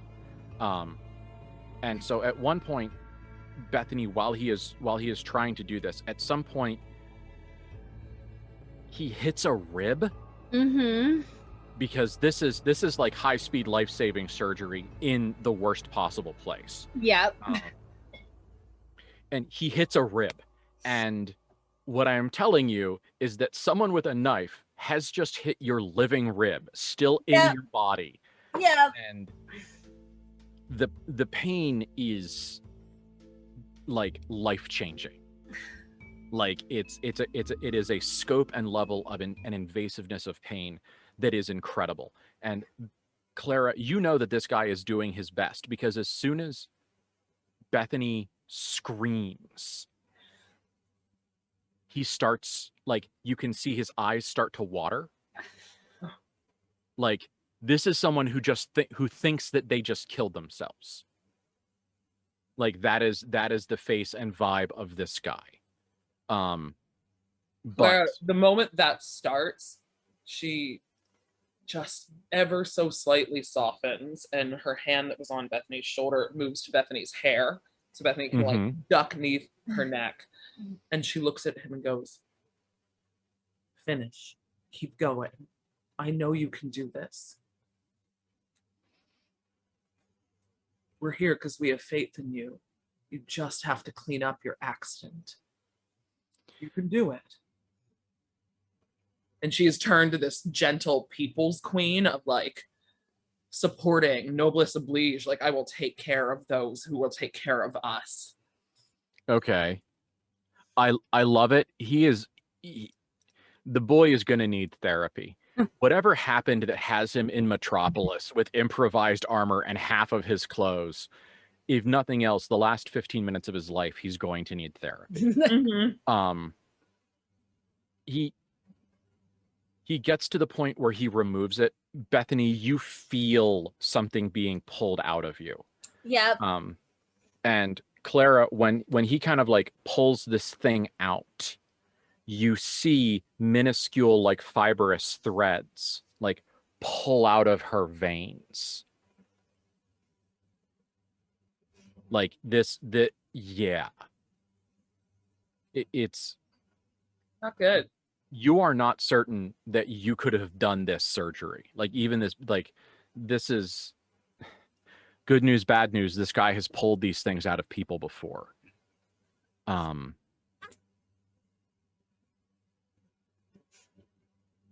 Yes.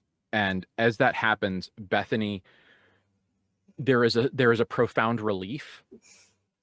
However, there is also an incredible furious hunger. Yep. And essentially you have surprisingly 3 targets of for this voracious thirst. One, your sister, who you know loves you very much and has offered to do anything that you need to help you. 2, the motherfucker who shot you. 3, Promise. an unknown slumbering something.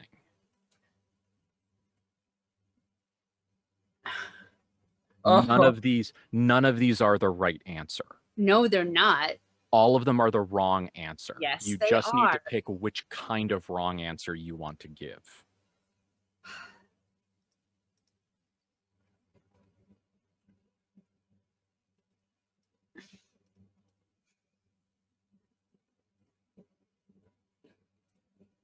Clara promised him, and she heard it at this point.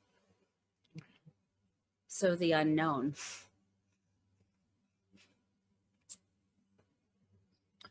The worst choice, please. Yes. I am aware. I am making probably the worst choice, but yes, no. Clara loves her very much and will fix it, but they're here on a weird Bethany whim. She's very, very mad at this man, but her sister promised him, and to rule your word must matter. So we'll take option 3. So finally, after all this time, you're calling Clara on it. Mm-hmm. In this moment. Yeah. Okay. Clara, do you want to roll endure harm? Or what do you want to roll?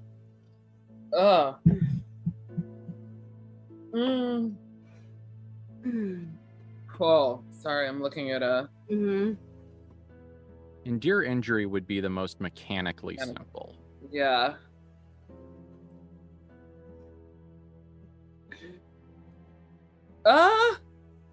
Weirdly, I don't want to roll this because my willpower is awful. I'm like, if Bethany is eating her or eating something within her, it's a psychic influence or supernatural force. So is that keep it together? Okay. Your choices are resistance with keep it together. Mm-hmm. Or find out how badly your desperate sister harmed you with endure injury. Oh gosh. Oh, all right. It's terrible decision night. It's a really bad decision night. That's tonight. It's okay. Don't want to hurt you. I guess she's actually gonna endure injury because Bethany's right. Our promises have to matter, and if there's no one else to eat, she can't. Like, if she resists it, Bethany's still gonna be hungry. Yeah. Someone just made a good point. There is a fourth option. Oh. Which is the tiny little spark of life right behind your 100% belly button. that's what Bethany wants to do, but I really honestly need to check with Erica if she's okay with that. I thought that's what the sleeping thing was. I thought that's where we were. Okay. No. Yeah. No, I actually didn't even think of that. Okay. But yes, no, 100% that is what Bethany would do if you are okay with that. But, like... It will... I would be okay with it, except for how badly that would damage their relationship. Yeah. I was like, you can also worry a whole lot about. Say no because Alana isn't here. Yeah, that is the other... Like, yeah. I'm really okay with that being like, that is a game player decision that gets made, not a, like, character decision that gets made. Yeah, and without Alana here, and... Like, that is also... Matthew should get to have a say. Yeah, so let's keep that option off the table, just for respect to everybody, to other people. Here or not, yeah. Okay, so Bethany's eye of Sauron, her desperate, ravenous consciousness falls. And this is the first time that anyone has become at all actually certain that she's pregnant. Yeah. Oh, yeah. Yeah, this is the first time we'd know. And so now, only Bethany knows for sure. Yep. Because Clara's been waiting to show. Mm-hmm. Because the pregnancy tests at the time are terrible. Yep. And not at all accurate. Yep. So there is no stick to pee on. Yeah. Okay. I will roll endure injury for the third thing. Very good. Oh, 14. What is it? I don't think I have a plus to this. Endure injury. It's No. plus fortitude minus harm. Mm-hmm.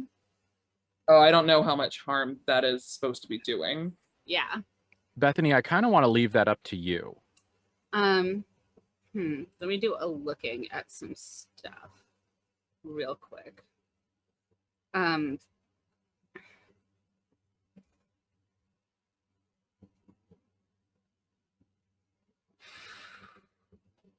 There. Okay. Okay. Here is the thing. Yes. Since we're doing harm and like so actual like endure injury, so it's combat, even though it's all psychic stuff. Bethany's actual violence on her sheet is -2. Bethany's soul for psychic things is +4. So I like in my brain, I'm like, well, we can average out to a 2 harm, which is normal for humans anyway. Yeah. She's not trying to do particular harm, but she's not very much in control. Even if you were doing the 4, I got a 14. So, Right. So you're not going to do enough to take me into the 9 range. It's Okay. yeah. All we're doing is essentially trying to use some randomization to get Yeah. a grasp on how much damage Clara endures as Bethany gets herself into a more stable physical place. Yeah. Yeah. Yeah. No, I would say like the silliness on my math is the like psychically she's very strong, physically she's very weak. So smush them together into like a 2, which still keeps you in the middle of the road, which all of the options So, have anyway. Good. Yeah. It's all napkin math. It's all napkin math about it, but this is me being like, I think it's about 2, which is an average person, which is not an average Bethany, but is in an active harm sense. Yeah. Okay. Cool. So I think that. So what did you roll total, Erica? A 14. 14. So 12. Yeah. So a total of 12. Yeah. So you are still standing. The injury throws you off balance. You lose something. You are thrown off balance. This is the first time that you have experienced the void that is in Bethany, and the damage done is less physical and more of a very unpleasant and unwelcome understanding at how far away from human your sister has begun to travel. And in addition to that, going back to calibration conversations earlier, this is also one of a couple of inciting incidents that compel Clara to play catch up. Yes. This is the moment where Bethany saying, "I don't want to leave you behind," becomes a threat. Because you can feel what's happening to her. Yep. Clara stumbles, like almost probably does slightly drop Bethany and dips to the ground, and it's the first time her queenly facade has broken too, which she fucking hates because she really wanted to keep everything together. Yeah.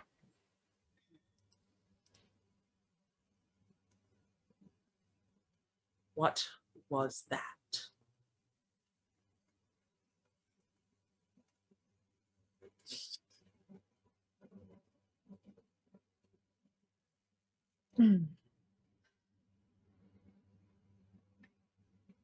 I am more and less than I was before, and I need. You and I. And she takes Bethany's hand and she's gripping it very hard. Lovingly, but maybe a little too hard.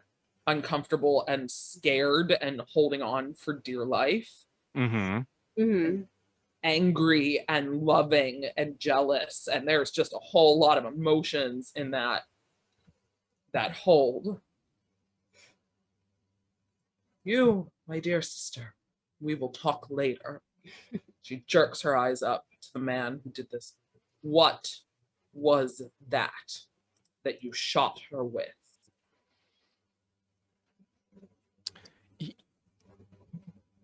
He has since like killed it in some way or turned it off. He babbles for a minute. There is something more to his fear than merely than what you have done. There is a layer. There is at least one element of context that you don't have. Clara, you feel very much like you are in an improv scene where other people were given the cue. What is it? The lead, the cue. Yeah. We're given the theme, and you have to cold open. That's the vibe you're getting. And he says, it's a heart eater. It kills everything if you can get it in and no one takes it out.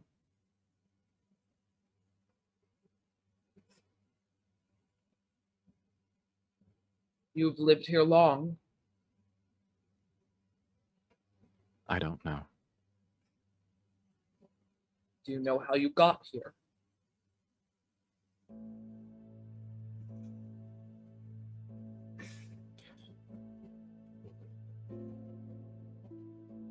I'm here every night. Ah. I used to come here every night too.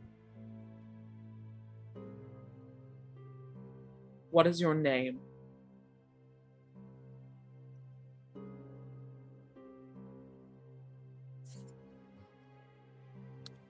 He opens his mouth to answer, and he takes a breath in. And not a big dramatic, speechifying breath, but just a normal, I'm going to draw breath to speak. But when he opens his mouth, this loud, brassy ringing comes out. This painful, tinnitus-inducing, rattling, clacking noise of your alarm clock going off.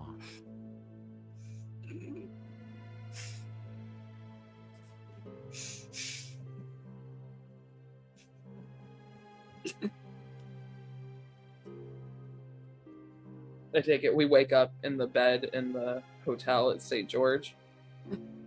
Yeah. Are we in the same bed? What condition? Like, Claire's like, and immediately looks over to Bethany to see what condition she is in. Okay. Bethany is holding a slowly pulsing wound over her breast. It clearly seeping. Seeping is a better verb. It's now a serious wound. Okay.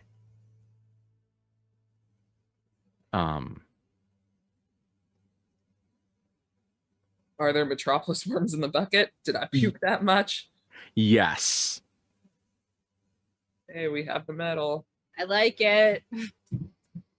I'm not really here about it right now, but I like it. Yeah. Thanks, I hate it. Yeah. Yeah, Claire looks over. Can you hear me? Are you awake? Are you here? That hurt. Let me see it. We can get you to a doctor. Okay, so Bethany, who's just woken up and not in great shape, is gonna remove the pressure and show her sister. Good news, bad news. It's exactly the wound that she received. Yeah. Clara, your mouth hurts. Throat. Probably. Yeah. Everything gently. Kind of feels like you got face fucked by some fiberglass. Like, it's a bad scene. Because you chewed on one of those things, remember? Yeah, I definitely did. You did. Had to make a show of it. Yep. Mm-hmm. Okay. Do you want to call a doctor, or do you think that we can find the lady? I'd rather find her. Clara like reaches for Bethany's pulse just to see like, does she seem stable at all? Can we wait to look for this thing? Like Clara's not a doctor in any way, but she's trying to figure out just how bad. Is this a run to the hospital right now, or do we have a bit of time to maybe go to that farm? If you kind of got moving right now, if the lady in red was still there. Yeah, but we're not certain. But you're not certain. If you're willing to take that gamble, like she is seriously wounded. Yeah. The sacrifice made, you know, took it from a critical wound to a serious wound. Yeah. So she doesn't need immediate medical attention, but even the amount of healing that the kind of the consumptive healing that she did was not adequate to make it all go away. So mundane response would be hospital. Yeah. Bethany knows how to call her.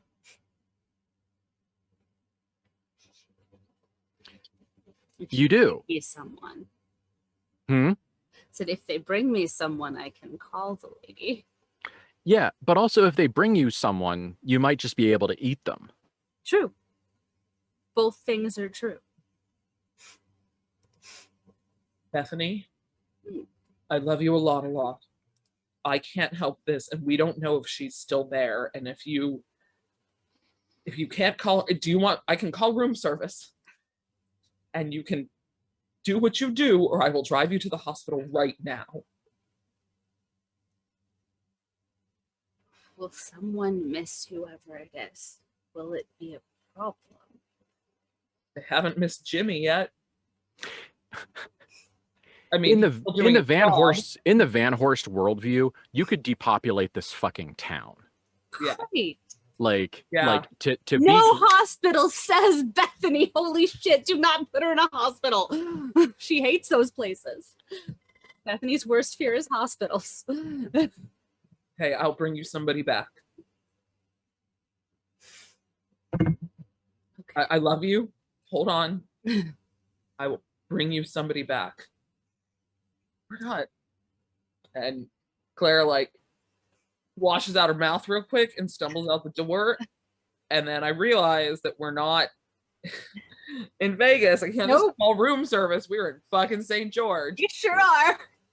And that's where I want to wrap it for tonight. Yes. Okay. Gotta go kidnap somebody.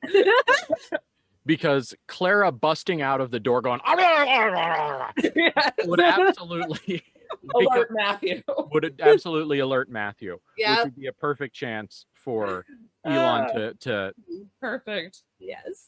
slide back in. Yeah. Good times. Good times. That was great for Yes. for a filler episode. Yes. Good. So what did Bethany eat?